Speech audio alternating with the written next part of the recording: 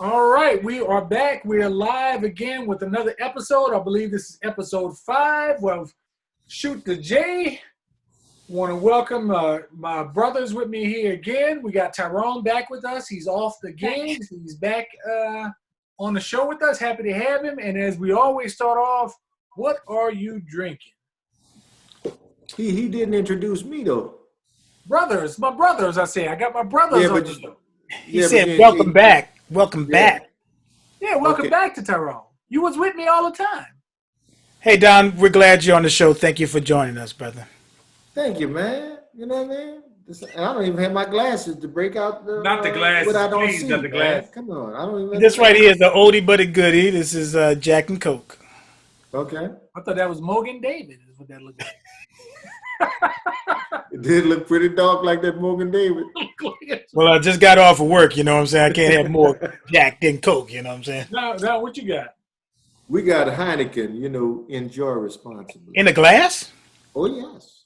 In the fleur-de-lis glass, I might add, my friend. Okay. He's right. It looks better. I was drinking out the can. I look so ghetto with that junk, man. That was horrible. He's right. It looks better in the glass. You got a can of Heineken, Dave? I had a big can. And Meagan told me it looked like I had a 40-ounce. I was drinking. Oh, man. I got my customary vodka martini with a frozen glass that a good friend of mine bought me for my birthday last year. So You don't have that blue cheese olive, do you? nah, this COVID, they ain't got time for no blue cheese olive. You got to just get the basics when they Instacart roll up. You can get that blue cheese olive. It'll kill everything. And don't put that COVID mask on there with the blue cheese olive. Woo! You'll knock yourself out. The Instacart people say your blue cheese olives have been replaced with Sam's Choice olives. Like, dang. I also add a little snack to my follow-up with the beer. Nothing like having cashews with a little beer. You understand? So You eating on the show now? What's going on? you need the energy, bruh, to keep up with you, Red Dog. Are you gonna look away when you eat a little cashew? No, I'm gonna look right at y'all. Oh, no. All right, let's get this show started, Dave. What you got, Red Dog? I got Meagan just popped up. Let's start off with Lopez Lomachenko. Oh yes. Hello. There she is. Hey, what's up, guys? Hello, Meagan. Meagan. How we doing? What's up, Meagan Bad? I mean, Meagan Good. I mean, no, Megan Williams. You know, I'll take all of the above. I'm glad you're in. We were just getting ready to recap.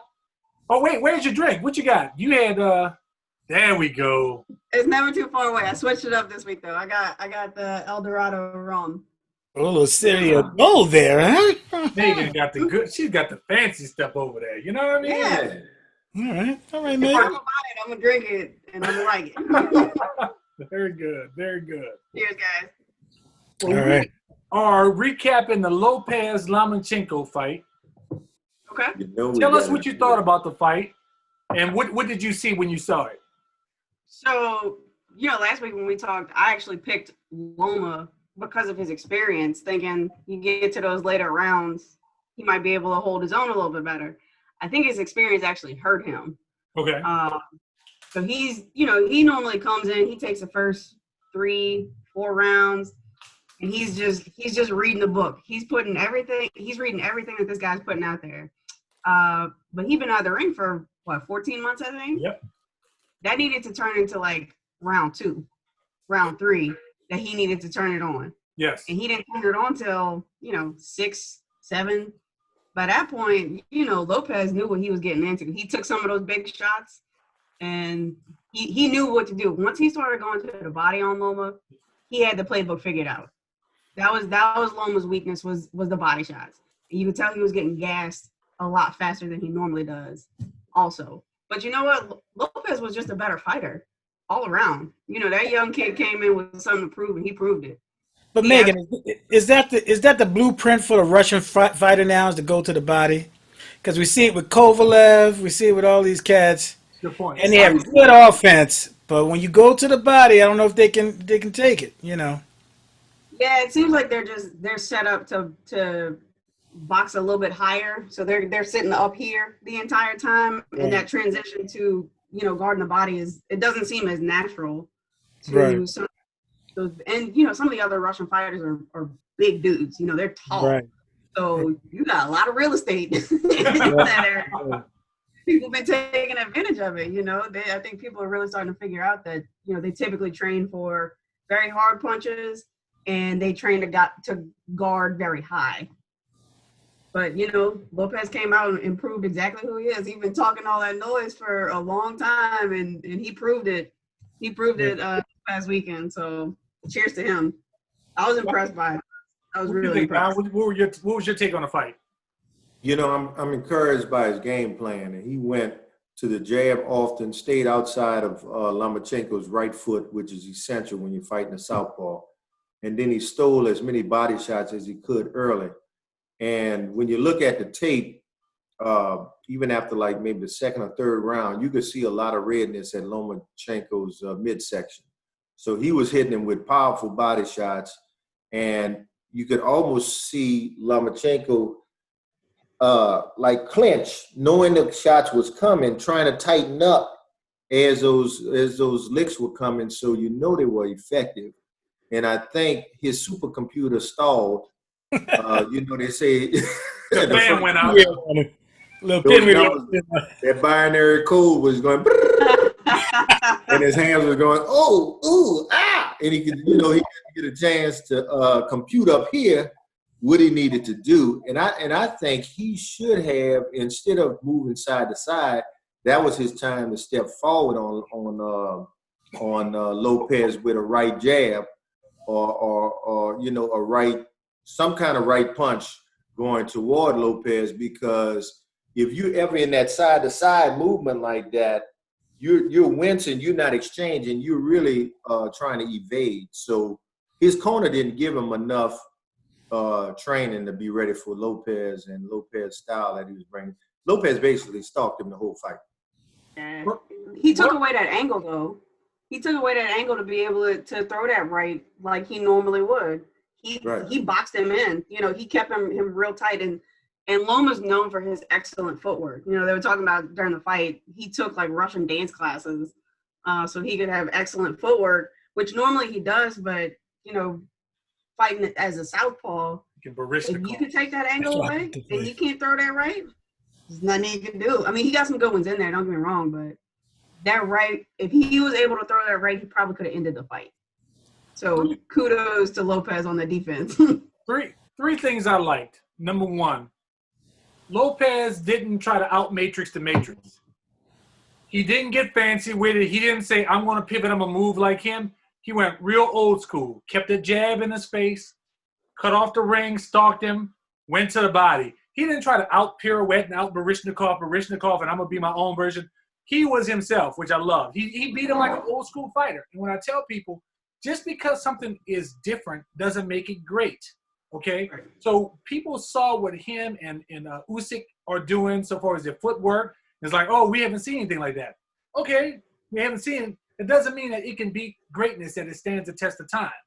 And Lopez fought and went a throwback. The 22-year-old, however old Lopez is, fought the 30-something-year-old like he was in the 1940s. Fought him flat-footed, not on his toes, walked him down, kept the jab to distract him in the face, went hard to the body, and didn't let him rest. And that takes a mental toll on you when a guy's just stalking you the whole time. You don't have time to breathe.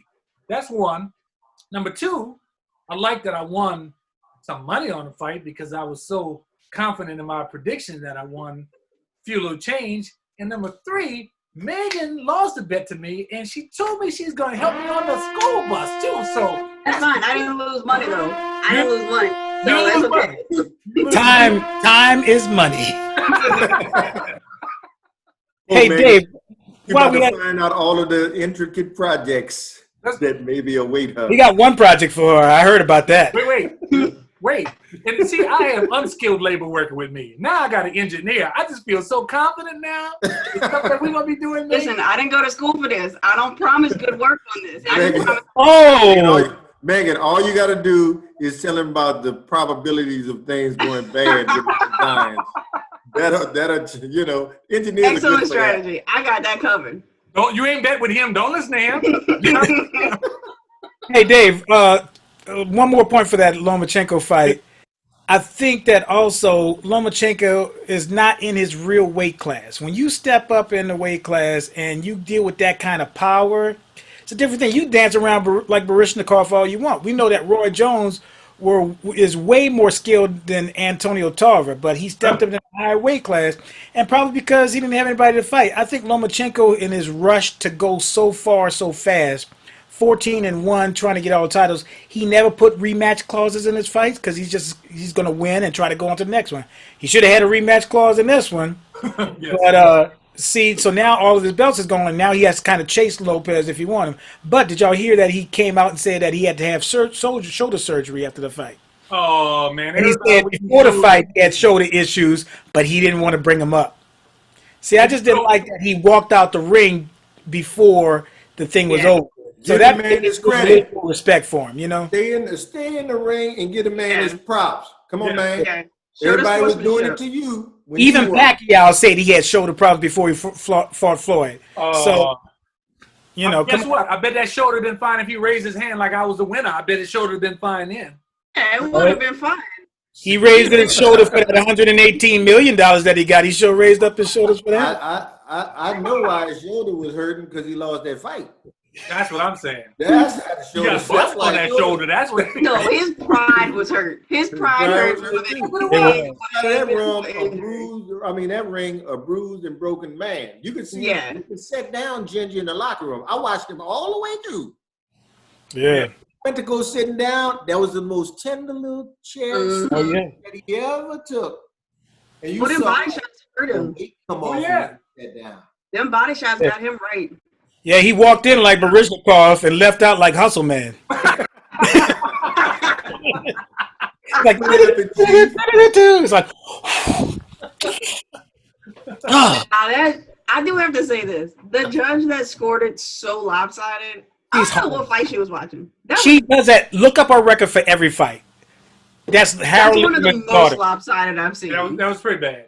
Yeah, I remember 116, 112, but 119, 109 was actually after rewatching the fight, it looked closer than 116, 112 to me. But I still had Lopez winning.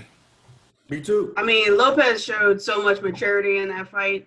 Yes. I thought his mouth was going to get him in trouble before the fight. That was to get that fight. And they were even talking about it. The commentators were talking about it. If he can get to those later rounds and not let that adrenaline take over, and he can just stay poised, and he did it, and he did it wonderfully too. He did. He's gonna be hard to beat. He's gonna be really, really hard to beat. Better not move up though. He's talking about moving up to the next. No, he needs to stay where he's at. They got killers at 145. Do not go up to 145. Killers. Yes. They got too many killers in 140 range. Now, let's go to the next thing. Megan, you want to stay on with us for a little while? Yeah, I got about 10 minutes. What you got? Okay, so look. She got time for another bet. She can lose. I didn't say all that. Don't put words in my mouth now. I got work for an engineer over here too. I'm going to volunteer for all of it and be very bad at it. So you can bet with me all you want. No. I don't believe that. You have a work ethic. I have a work ethic. That don't mean I got skill to do what he asking for. You'll work hard at it. I would happily lose if I don't have to do it properly. Look, Don's going to find some type of labor for you. So, you know. That's right within your. You got to specify on the higher end. He got a pool pump over there that needs work over at his house. I don't know nothing about pumps. You design a raccoon deterrent trap or something like that. You're right. That's what he needs. Oh, that's when me and Meagan gonna go into a partnership there. We could be rich. What you got? What's the next topic? We only got 10 minutes. Let's move on. Stan Van Gundy just got hired by the New Orleans Pelicans. Teron, why don't you talk to us about what are your thoughts on Stan Van Gundy as a hire for the Pelicans? Well, okay, it's depending on what you want out of this hire. So, do you want a championship? That's not going to happen right away. Do you want an improved team and ticket sales? Okay. Yes, that's going to happen because Stan Van Gundy is going to bring a great defense. He's going to bring accountability on the defensive end. Offensively, they're going to do what they do. He's not going to do that run and gun style as much. And but determining on what players they're going to move out or move around them, I think they have a good shot. But again, for the Pelicans, I would want a hire that's going to go to the championship, and I don't think they did that. So he'll take him to the playoffs. You look at everywhere he's been. Even when he was at Miami and he was forced to resign and let Pat Riley take over that team once they won a championship, he left there, went to Orlando. They did well. Even when he was with Detroit, they made it to the playoffs that year. They didn't go over the hump. But when he left Detroit, Detroit hadn't been to the playoffs yet, including that was Blake Griffin over there with him. So he hasn't been. That team that he left hasn't been back to the playoffs. So I think it's a good hire, and it's going to put some people in the seats. It's going to make the Pelicans some money. But if it's going to be the reason why Anthony Davis left, that we're not going to the championship game, you know. So you think it's a developmental move? It's a good developmental move. Yeah, definitely. Yes. Okay, Don? I'm looking at his stats right here, y'all. And like Ty said, you know, this is kind of mediocre, right? Pelicans, if you want to go to the championship and you got young talent like we do, you got to shoot for the moon. I mean, you really have to shoot for the moon and land around the stars and try to get a coach that's going to get these young legs there, because they just maybe a few more coaching moves away from getting to the dance, right? Looking at Van Gundy's record, like Ty said, in Miami, he lost in the conference semifinals in 2004, lost in the conference finals in 2005, forced to resign in 2006 when they won the whole thing. He lost in the NBA finals with Orlando in 08-09. You know, he lost in the first round in Orlando 2010 through 12. He missed the playoffs 14-15. So he's up and down. You know, some of his years he got a 72% winning percentage, but his lowest year was a 39% winning percentage, and they missed the playoffs with Detroit.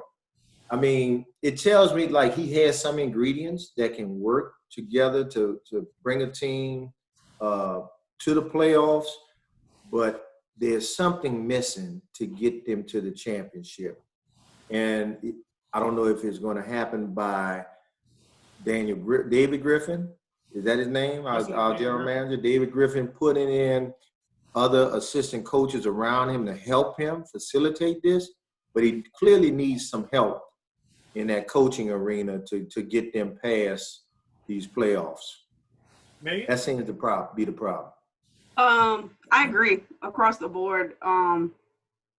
It's very like middle of the road hire. I do think that some of his defensive approaches could be good for us. Our transition D has not been great for years, regardless of what players come in.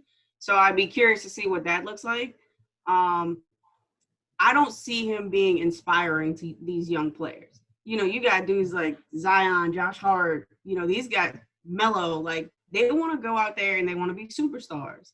And I don't see that inspiration to almost sort of convert them from superstars to playing as this like well-meshed team. And just like we talked about last week, understanding the roles and how they shift, being able to inspire that mindset in those guys. I don't see that from Stan Van Gundy. I think he's going to be real old school, which that does not serve these young kids that want to be on the highlight reel every day. So he's going to have to be able to reel in some of those egos to make them play together. And I don't know that he has the talent to do so. I really don't know that he does. I think he can be good. I think any change at this point would have been good. I think things just got really stale with Al Gentry, and we needed a change. So I think it's a step in the right direction. Maybe not the biggest step we could have taken, but still headed in the right way. I agree with that. I mean, the only thing I disagree with is in my mind, we don't have a championship roster in my mind. I mean, I think we expecting a lot for a coach to bring somebody to the championship. But I think we have nice pieces, but that ain't LeBron and AD on this team. Right. That ain't Kawhi. That ain't Luka Doncic and Porzingis. That ain't Kawhi and Paul George. So I don't think we have a championship roster. I think two things. Meagan, what you said, or I think Don, I forgot who said that we're bad in transition. Part of that, I think, is a style. When you run that up-tempo shoot in 8 seconds, 6 seconds off the clock, 8 second style, when you run 90 feet to 90 feet, it's hard to get back in transition when you're jacking up threes because the ball bounces long and it causes transition. So a lot of that is style, like we don't get back in transition. And two, Pelicans' problem, in my opinion, for the past 10 to 15 years has been scouting. The offensive players don't play defense, and the defensive players don't play offense. Ryan Anderson, good three-point shooter, can't play D. The only two-way player you have is Drew Holiday. Lonzo Ball's a great defensive player, but you lock him up in the gym, he couldn't make a three-point if you lock him up all by himself. Derek Favors good at D, not good at offense. Jackson Hayes good on defense, not good on offense. Peja Stojakovic was great on offense, not good on defense. So when you draft players like that, you almost got to play football where you're subbing out the offense and defense because the players can't play two ways. I think our problem has been scouting. So I don't see us as having a championship roster. I think we got a playoff roster. We got enough talent for the playoffs. But I don't think no coach is bringing that roster to the championship, especially not one with LeBron in the division. I disagree. Okay. I think work ethic and skill and strategy can outweigh superstars. Work ethic, skill, and strategy can outwork superstars. Let me tell you why. Look at these games that the Pelicans been losing these past years. They always lose them in the fourth quarter. So you're not coaching them and putting them in the best position to win. Meagan hit up on it last week when we were kind of talking about putting players in effective roles. You got strong big men down low. You have good guard play. There are times when Drew Holiday does not finish at the rim, and he's very capable of doing that. Is it because he's trying to dribble the ball through so many men during transition and not wait till the ball comes back to him so he can finish at the rim? Josh Hart is an excellent defender. Lonzo Ball is an excellent player.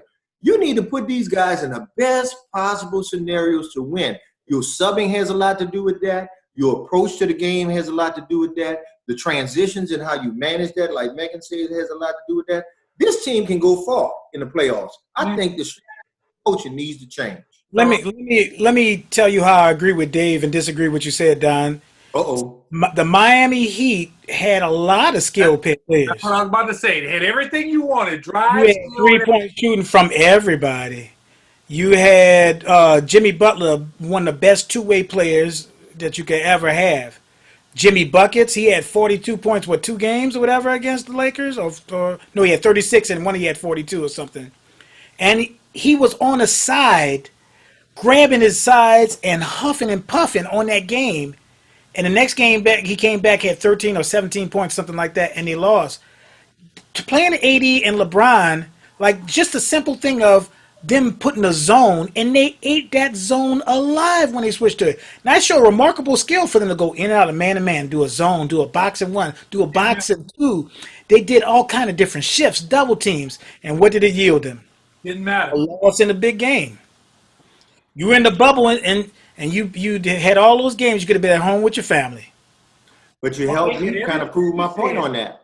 Did everything that you said. You running a zone against LeBron and them?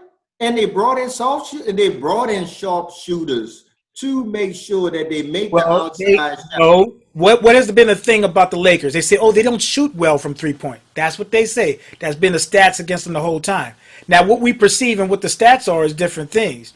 But LeBron single-handedly broke down that zone. Think about the first time he used the zone. First 2 games. LeBron was in the post. LeBron was in the post and directing people to the weak side of the basket. And then Rondo was eating them up. Whenever you have a zone, it is because you have a mismatch, a man-to-man wise. So you could put 2 people in a player and trap. But LeBron said, let me take this out. He sucked up the people there, attention, and anybody can jump in there. But the thing is, that beats skill anytime. You didn't see LeBron and them doing a zone. They didn't have to do it. Because the doubled a little too many times. The Pelicans have a lot of pieces, and I disagree with Meagan a little bit about Stan Van Gundy. Think about his days with Orlando Magic. And Don said it, the year that he left the Miami Heat, 2008, he went to Orlando, and they was competing for a championship. They had Jameer Nelson, if I'm not mistaken, Dwight Howard. Turkoglu. They had a young squad, and they were shooting and doing all kind of stuff. So I think he's going to yell at these players and get them. But I think they're going to be freewheeling more than Alvin Gentry. Just not going to be running gun. It'd be a freewheeling kind of offense where everybody takes shots and stuff. I'm not saying that's the best thing in the world, but you definitely going to see them improve next year because of Stan Van Gundy. They should have hired the other Van Gundy though. Yeah, I wanted Jeff more to stay. Jeff ain't losing. He's not leaving that cushy job. I keep telling y'all, that's not 82. He's interviewing for the Houston Rockets. What you mean? Hey, man, he might be interviewing, but that don't mean he's going to take it. Once you start considering that travel, that hectic schedule, all the attitudes you got to deal with to get the job done, all of a sudden, that nightly TNT job look more and more interesting. Living first class at the best hotels, having steak and lobster, getting flown in first class, out first class to your house. You're in your house next day. You know you want another chance at that chip, though. If you haven't gotten that chip, you want another chance at it. You want another chance being at Patrick Ewing's feet while they're fighting, and he holding somebody's legs. That's like a lot that. more than them, yeah. Getting flued in, I'm getting flued in. Yeah. Let's move on because I have our special guest in the waiting room. Let's go to the next topic. Saints have a divisional game against Carolina Panthers. It's going to be in the Dome. What do y'all think is the outcome? You think we're going to step up, the Saints will step up, or you think it's going to be a tight divisional game? You got Bridgewater who played for us. What are y'all thoughts on Carolina and Saints? Go ahead, Meagan. It's a tough one. We missing two weapons on Sunday. Emmanuel Sanders and Michael Thomas. Oh, Thomas still not playing? No, they ruled him out. They ruled him out today. They ruled both of them out today. A hamstring? I don't know. A diva attitude? I don't know. Pick something. Okay.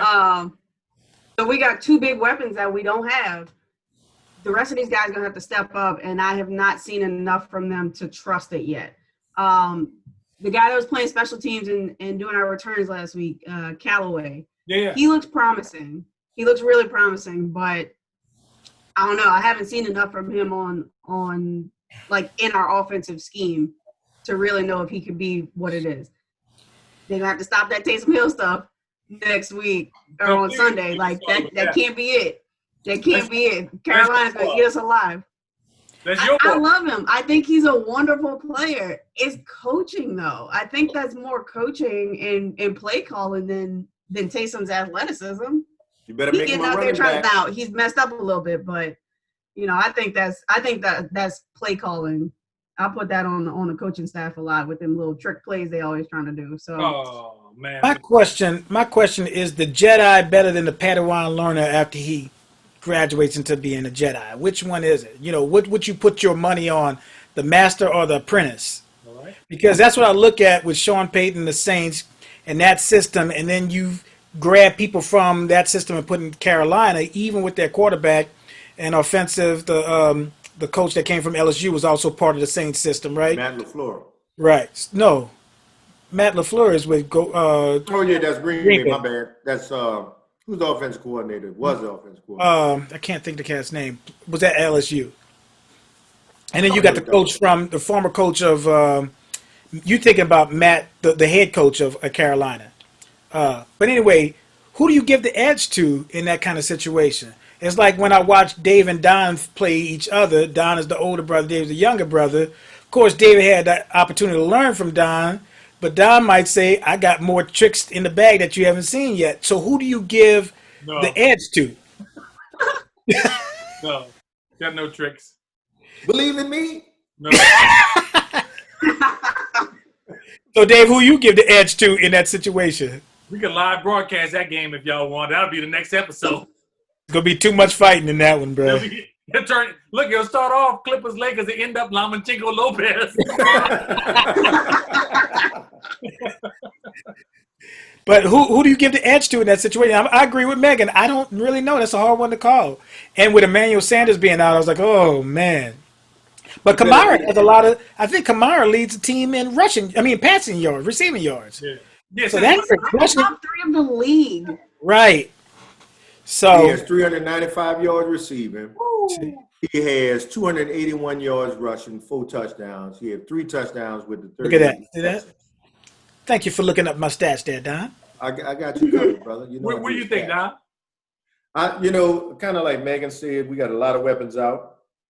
People have to step up, and then Sean Payton can't be cute. So this is the key now. When Sean Payton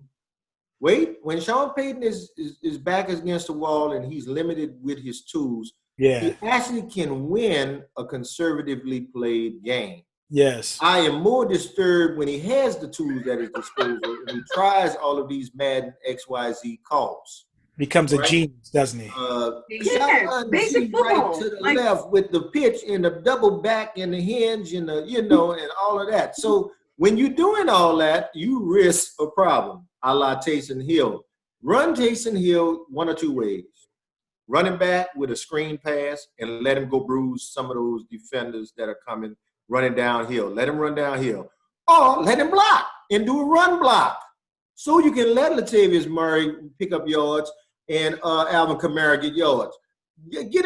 Don't put him in all of these situations where he has to make all these different decisions at a split second after he's not even warmed up. Don't do that. Ain't you a quarterback? Can you throw the ball one time? can you throw the ball? Can you let the man be a quarterback? I thought We he got paid somebody because we had allegiance to what they did for us in years past, not for what they could do for us. That's the problem. No, man. That's my opinion now. It's the shiny gadget. That's it. You see something on the side. Ooh, I want to use that. Should I use that? Oh, I'm going to use that.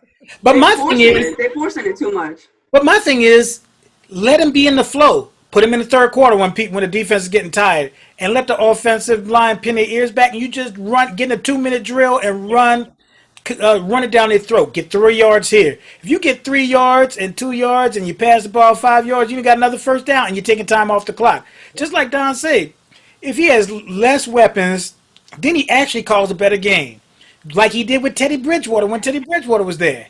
Took time off the clock. Because he's playing basic football. He's That's playing basic it. football and not all the trickery. And like we talked about it last week, put Taysom in for 4 or 5 plays, not one. They know what every team knows what's going to happen when we put Taysom in for one play. We're going to give him the ball some kind of way. We got lucky and got a touchdown off of it, but every other play they're going to be able to read right through it. Put him in for 3, 4, 5 plays. And again, establish that role for him to succeed in versus just throwing him all over the place and wishing for the best. Yeah, let him play tight end in the system. Let him play tight end for the system, and don't just bring him in off the sideline. Let him just, like Don said, run block, whatever. Play fullback. Then when you do the gadget play, he's already in there. That's a good point, Tyrone. Good point. Yeah. So what's y'all picks? Give us y'all pick because I'm about to add our special guest in. Saints. I'm always picking the Saints. I got to pick the Saints. I'm hoping they rise to the occasion. All right, very good. I'm always picking the Saints. Let's bring out. All right, I got to get out, y'all. All right, Meagan. Hi, Megan. I'm out. Thank y'all. Talk to you later. I'm going to talk to you about that other stuff later on, all right? Yeah, all right. I'm gonna ignore your phone calls, bro. Oh! Bye, guys. He's going to come knocking at the door, Megan. Watch him. Exactly. Hey, do your best work now. Got it. Bye, y'all. Bye, guys. All right. Let's add our guest in.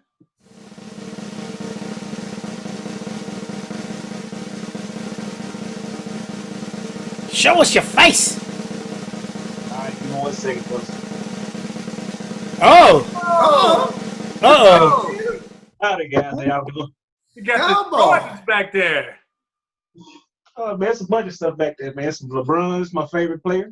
Uh-oh. Okay. AD's up there. Everybody. Anytime with them LeBrons there. We got Curtis Ross joining the show. The reach is growing. We're in Mississippi now. We're moved out of New Orleans. Our first guest out of state, Curtis Ross. We talk about a true sportsman, played ball, but also in the field.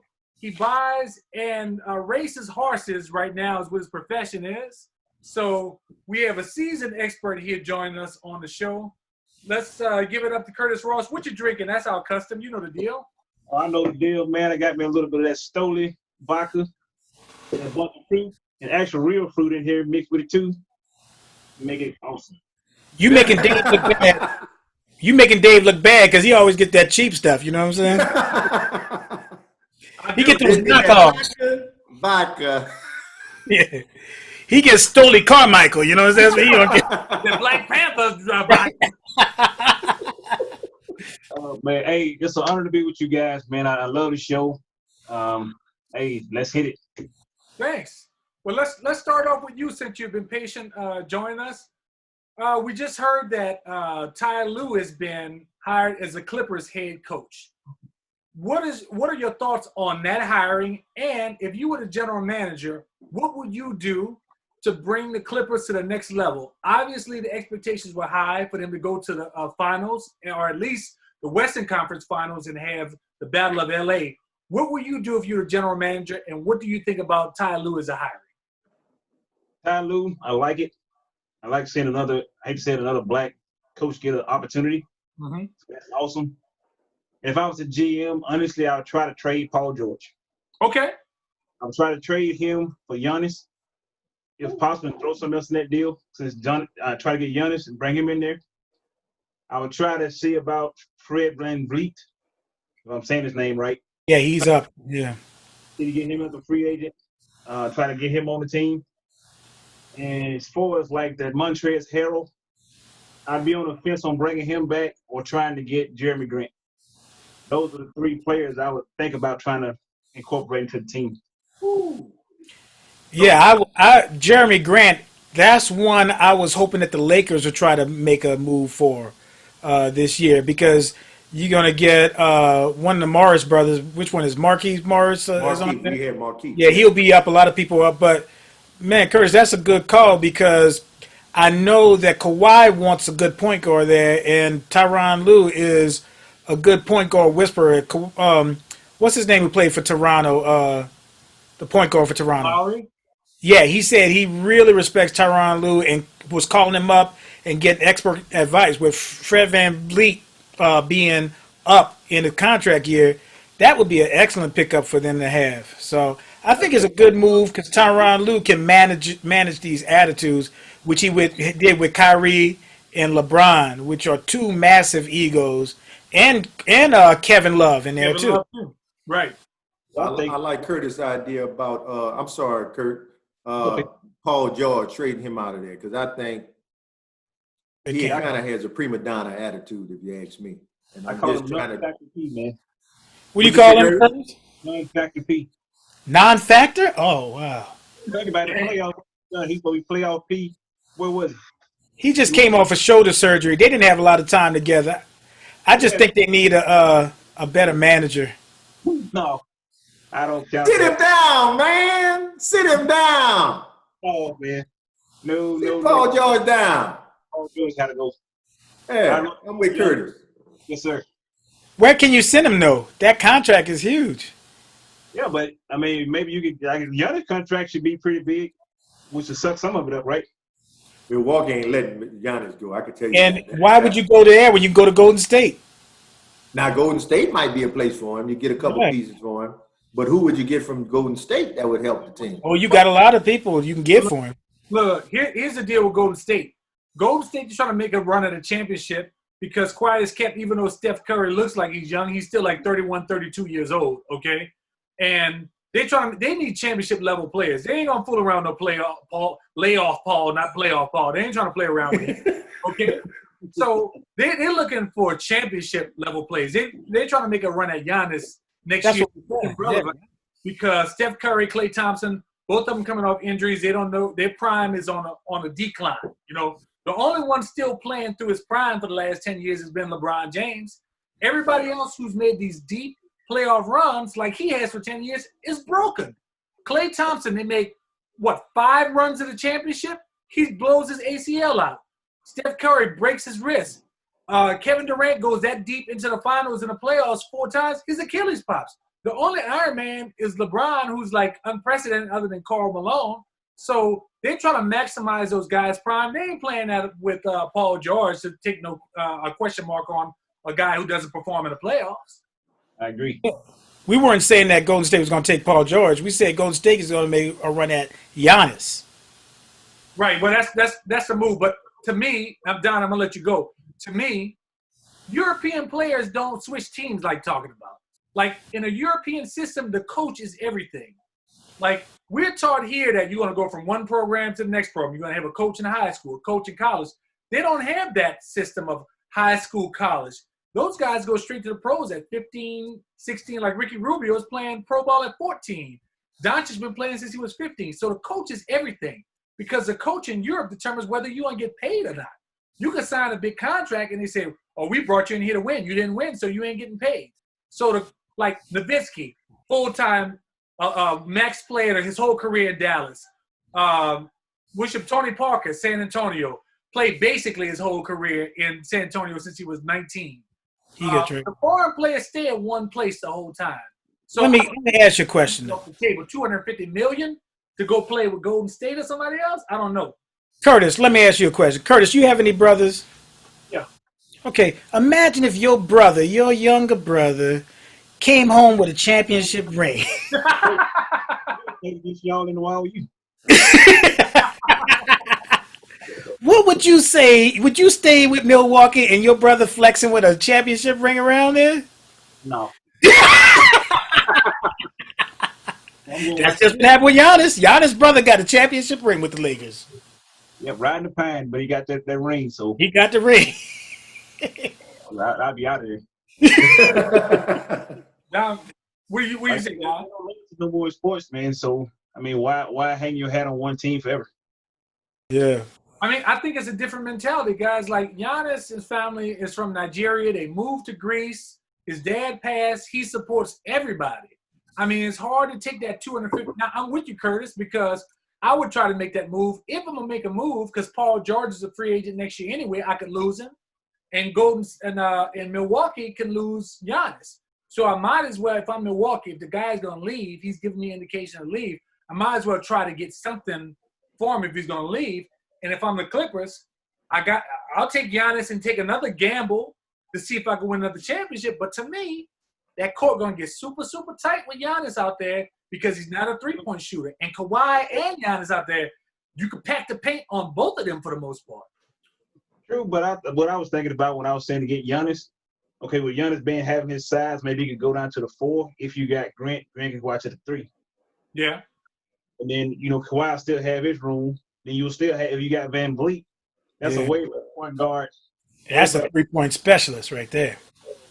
I think that offense would be a lot better. And plus, you can space the floor versus packing it. That Van Vliet would be a monster pickup for them because they do have guard troubles as it is. They got, again, offensive and defensive guards. Lou Williams play offense but no defense. Patrick Beverly play defense and no offense. And to get a guy like Van Vliet who could stretch the floor and break down the defense too and run a team, that'll be awesome for them.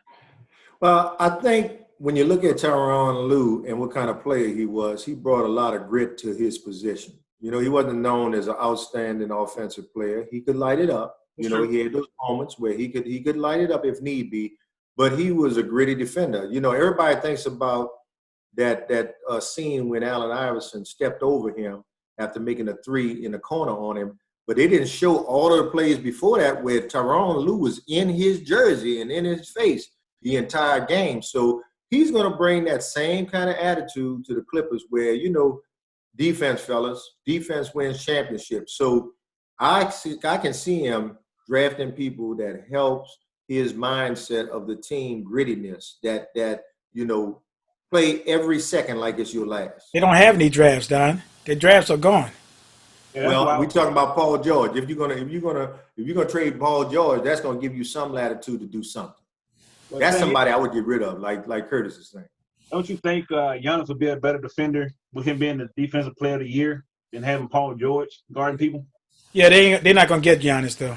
I'm just saying that's if they could. Yeah, I mean, I'd love to get Giannis. He can be on my team. Maybe the package say Paul George and even give him Lou Williams, somebody else. Get them lemon peppers, They need lemon pepper up there in Milwaukee. Lemon pepper Lou. Right. No, you're right. But, Giannis is a generational talent. I mean, to me, I feel like he's LeBron in Cleveland before he left for Miami, where they didn't really surround him with the right pieces. And I think his development hasn't gone anywhere because of that. I mean, he does need to expand his game, but he came in the league. Also, another guy came in at 19 years old. They keep everything on him like he's going to win a championship. But who's the second best player on the team? Chris Middleton? Who was Middleton before Giannis got there? I mean, Of course you're going to get open shots with Giannis out there. So who's your third best player? Brook Lopez? I mean. They won a game without Giannis, though. Here's my question, though. Okay. Does Milwaukee want to risk being like Oklahoma City and lose like we lost KD and lose Giannis because of the market. No help. So Right. when you think, well, I can get something back for him and get a good player back and a couple maybe good extra players too, it might be worth it for Milwaukee. Yeah. It might be. I mean, but if I'm an owner and a general manager and I'm a small market team other than San Antonio Spurs, my mind is I now have to overpay for talent, right? It's Milwaukee's not Miami. It ain't South Beach. It ain't Los Angeles. You know, it's cold up there. So a guy that like a guy like Montrezl Harrell, to get him on a team, he's worth $100 million. I got to pay $120 million to get it. Okay, so I feel like I got to be a little more insecure if I'm in a small market team. Something the Pelicans. Think about the Pelicans, or they were the Hornets at the time. How many championship contributors we had on the Pelicans team that went to other teams that became major contributors? We had Stojakovic who won a ring in Dallas. We had J.R. Smith on a team. He won a ring with LeBron. We had David West won a ring with Golden State Warriors. We had Chris Paul that's been carrying teams for a decade now. Okay, so like you have to. They took the guts of our team and made championship teams. So when you have those small teams, that's what the big markets do. Look at the Yankees. The Yankees have done. Yankees don't develop players. They just take players off of teams. But like Curtis said, it would be best for Milwaukee if they could grab somebody like Paul George, because they ain't gonna be able to hold Giannis long or hold anybody long. It's a smaller market. So you got to get some value out of something. And what you're saying, Dave, is correct, too, because I remember when the Atlanta Hawks were trying to get more talent, they overpaid for Joe Johnson. But that was the only way they can get a winning team to attract people. The Lakers hadn't won anything since Kobe went, in 2008 or whatever? So they couldn't attract anybody. But then as soon as you get LeBron there, then you get AD all of a sudden, and you get all these other players that was supposed to be hard to work with players, right? Came there and bought into the system and won a championship. Speaking of getting players, hot off the ticker tape, gentlemen, Buccaneers got Antonio Brown. Wow. Signed him to a 1-year deal. Wow. Tampa Bay? Yes, sir. He's back with Tom Brady again?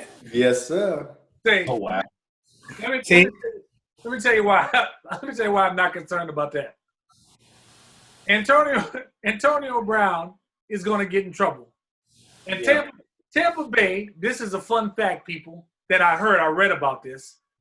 Tampa Bay has more strip clubs per capita than anywhere else in the country. Wow. Than Las Vegas, than Indianapolis, than New York, than Los Angeles, than Miami.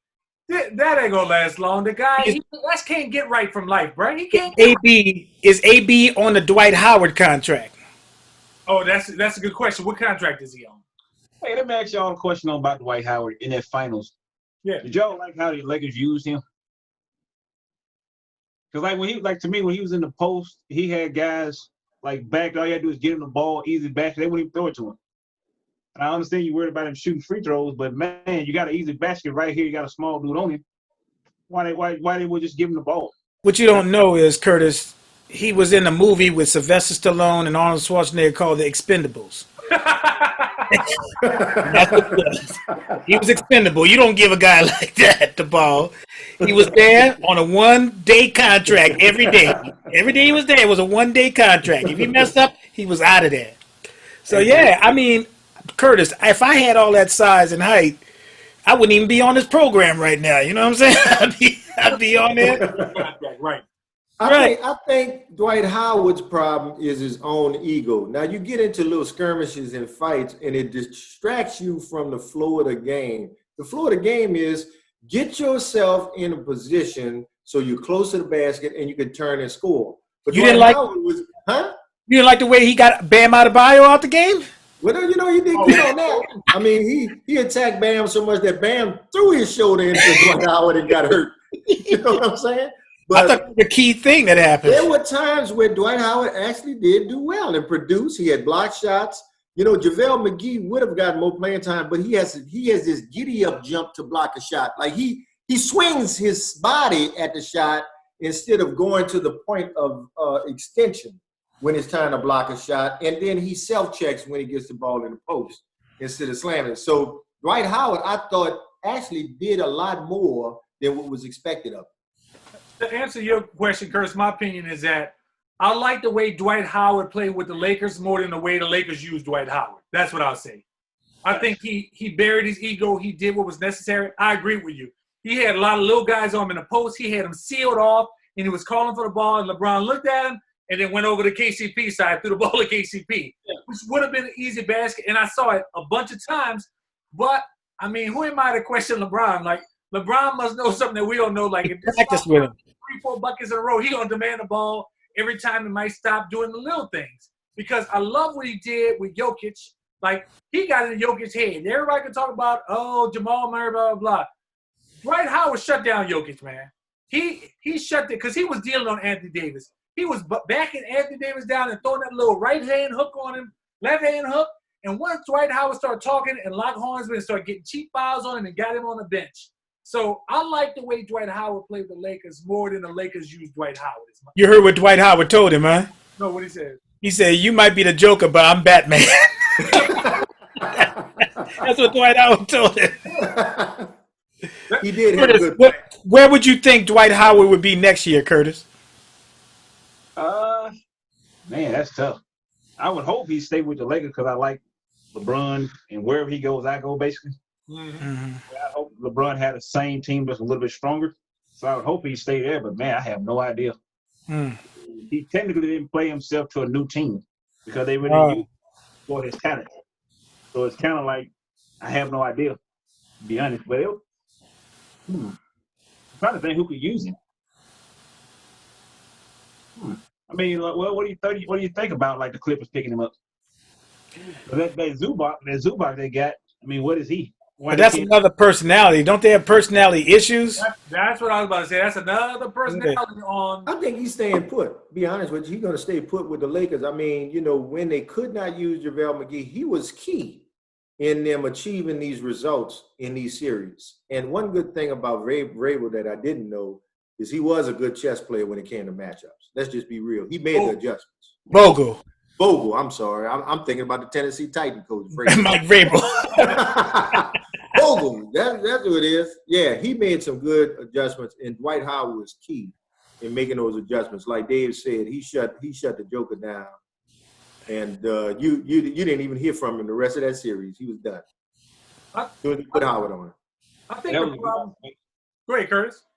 No, I said that was a good observation about how Dwight Howard played that big of a role on Jokic. Yeah, I think the Clippers. Two problems. The main one, though, is flexibility. They gave up their future basically to get Paul George. Really, to be honest, they didn't do it for Paul George. They got two players out of the deal because Kawhi wasn't coming without Paul George. So really, You're not saying you're giving up your future just for Paul George. You're doing it to get two players, Kawhi and Paul George. Okay. My question is, why did they pay Paul George more money when Kawhi was the main guy? To me, that didn't make any sense. Like, why did you pay like Paul? What is it? 37? You get Kawhi wanted him. Kawhi asked for him. Yeah, but you would have thought that, okay, Kawhi is the main guy you bringing in, you give him the more money. And then that way, like to me, Paul George is the one that can go if you're going to take the other two. Look like you would have gave more money to the guy you really, really wanted versus the guy you just had to have. Well, that Wing Shack and New Balance contract played enough supplemental income so that he could give some of his signing money to Paul George. That's what I think happened. That's a good point, Don, in a way that we saw the Last Dance documentary while Jordan was talking about, man, I think Scottie Pippen let me down. Well, you knew the guy was a top 5 player in the NBA at that time, but he was getting paid like the 100th highest paid player. And if Kawhi does sacrifice to the point where he says, well, I need to get this guy no matter how much it takes, even if it takes from my salary, I mean, that's selfless, which I can admire that in a way that Jordan wasn't, where he could have said, let me renegotiate my contract. I don't need to be the highest paid player in the NBA and own the shoe empire. Let's get Scottie let's renegotiate my contract and let's get Scottie happy. Because I can't win. Jordan didn't win nothing without Scottie Pippen. So, and Jordan had 4-5 brands backing him at that time. Yes. Gatorade, Nike, Ballpark hot dogs. Ballpark, Hanes. Come on. Come on, man. So how much money do you need? Like you said, Dave, is it the rep that you're trying to keep saying that you're the highest paid NBA player because you're the greatest, or do you want to continue to win championships? Take care of your man. Take care of your what you call that, Robin. If you Batman, take care of Robin, man. Don't leave Robin hanging out there. Hey, I got a question for you guys real quick. One of the things that we saw was Rondo is now going to be a free agent. He didn't pick up his exemption. And somebody said he might go to the Clippers. Somebody said the Pelicans want him again. Right. What are y'all thoughts on both of those scenarios, or if the Lakers going to have enough money to sign him and AD? My thing is you have to keep Rondo, no matter whatever it costs. You have to keep Rondo because for the first time in LeBron's career, he can go to the bench and they got another playmaker who can keep the lead, where he doesn't sit down and watch the lead trickle down, and now he got to go back in Superman mode the second he gets in the game. I think you let Morris go, and I hate to say this, or Dwight Howard go, or JaVale McGee go before you let Rondo go.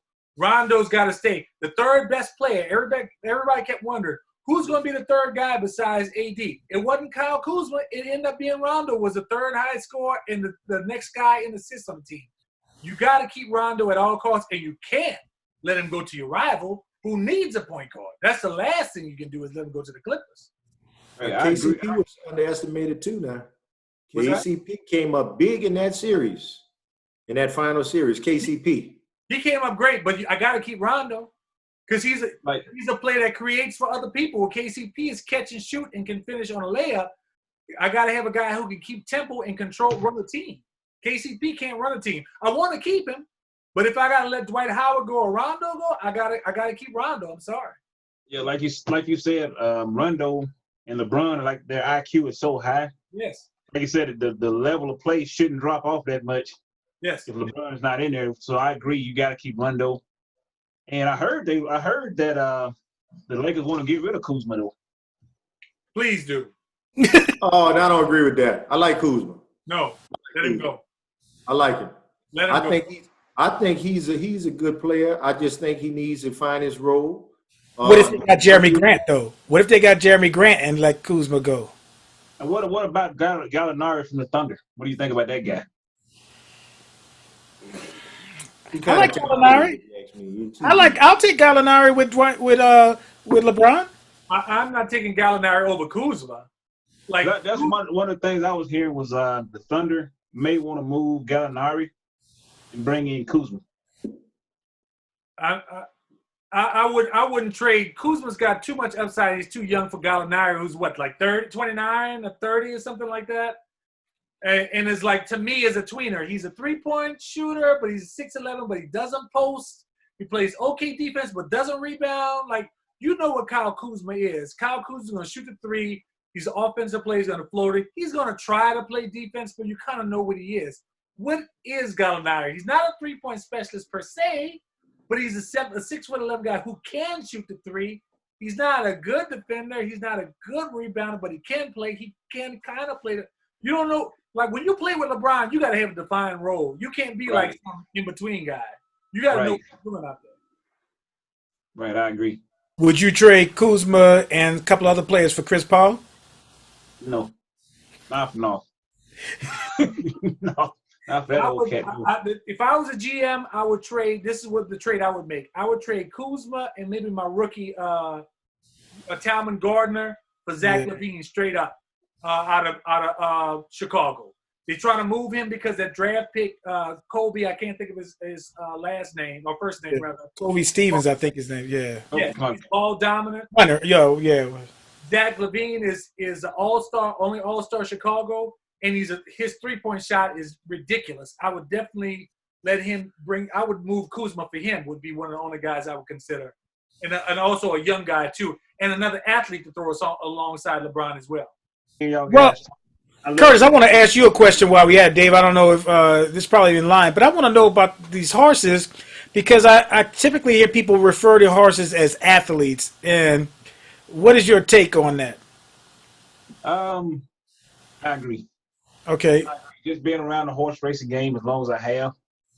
I mean, yeah, they're athletes and they compete. They're competitive. I mean, you get the right one, man. It's a big difference. You can see it, feel it, and you know it. If you've been around a horse all your life, you know what you're looking at. They're definitely athletes. And how'd you get started with horses? Honestly, I got started with my uncle. To be honest, my uncle, when I was like 3 years old, he just took me around horses. We did what's called match racing. Well, like I race your horse, and I just grew up loving it. And then I ended up going to school for it in Arizona. And I moved out to Oklahoma to do like an internship with a racetrack, with one of the breeding farms. And that's how I basically got into owning and racing horses myself. You know, regular people don't know how strong an animal a horse is. Well, let me tell you this. These hands here, I broke both of them dealing with some horses. Woo. I had both of them in cats at the same time. So just imagine trying to do anything with both hands in cats at the same time. If you don't pay attention, they'll hurt you. Wow. Did you pull on the reins, or did they step on you, or how did you break your hands? I was taking it. Well, it's kind of a crazy story, and I know we only got so much time, so I'm gonna be quick. No, tell it.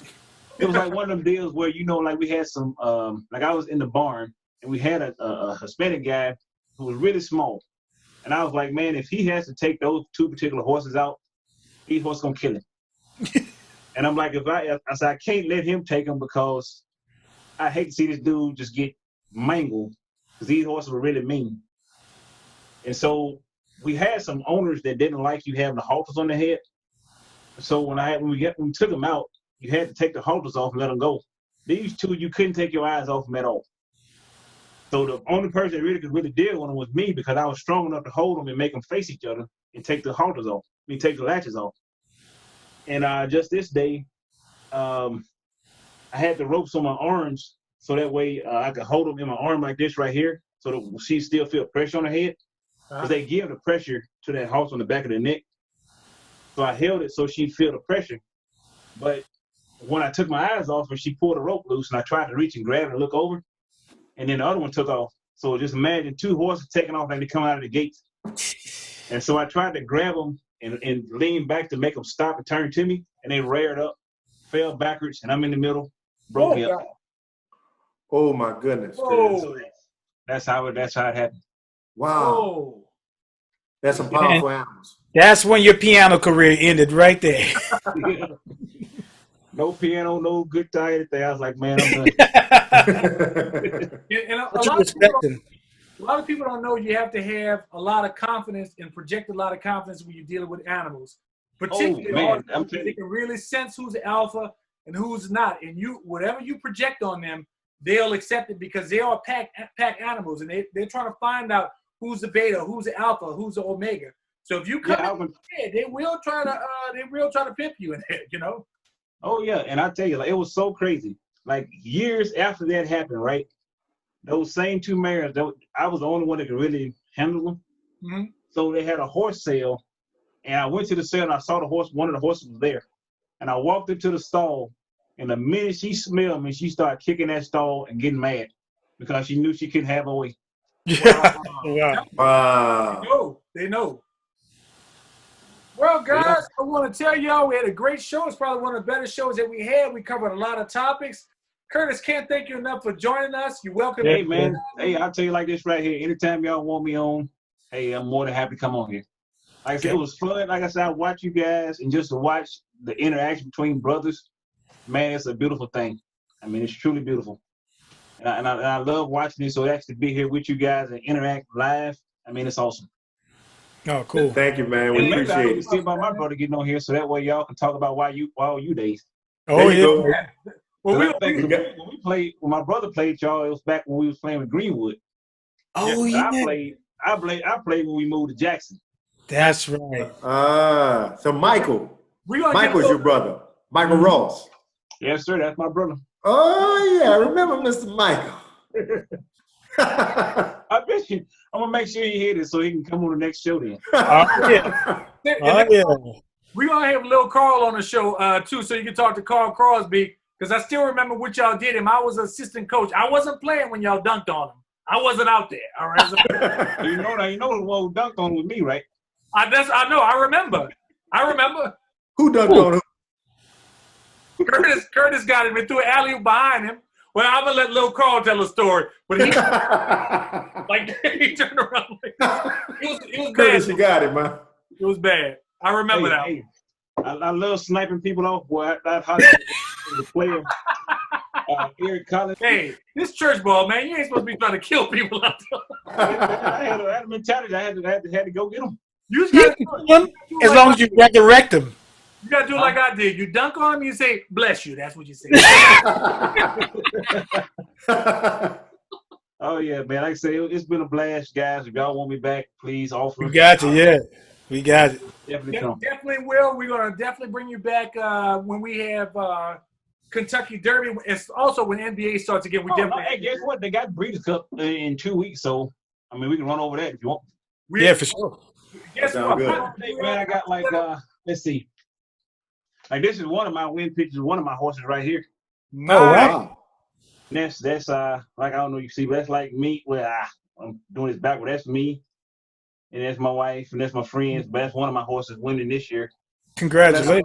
in Oklahoma. Nice. Congratulations. Like I said, we've been racing horse for like 10, 12 years. Woo. And we won some pretty good races and made some big fraternities and stuff. So man, we've been blessed. Curtis, thanks again, man, for coming on. Like I said, you're always welcome. We're definitely gonna have you back. And thanks everybody for paying attention as always. Thanks Tyrone. Thanks Don. Thanks Curtis. Hey, I always want to holler, shoot it. That's Like right. they- Gee. And you're always welcome to come in and still shoot with us when we play on our regular game. We still Hey, guess what, man? Like I said, when I'm down there, I got 2 basketballs over there. I'm more than welcome to bring one of them. Well, we know you got enough shoes to play. That's for sure. That we can see. He got his pick on the shoes. Right. Is that about 11s? What size are those shoes over there, bro? All them 14s. Oh, dang. They ain't gonna help I you. can't fit those. I might can fit those. I think if I play the game, I play in that LeBron, that second LeBron over. I play in him. Okay. So I play y'all in those. The other ones are cool, but for some reason I just like that one. Well, If you're on the opposite team, we want to see you in some cowboy boots. We want to see you in nothing that you Hey, I might just stand out there and shoot 3 for the Cowboys. All right, fellas. fellas, thanks so much. Great show. Appreciate all y'all, and then we'll see y'all next week. Late tier. Hey, I'll be definitely watching every show, so keep it going. All right. Thanks, Curtis. Thank you, fellas. All right. See ya. Later.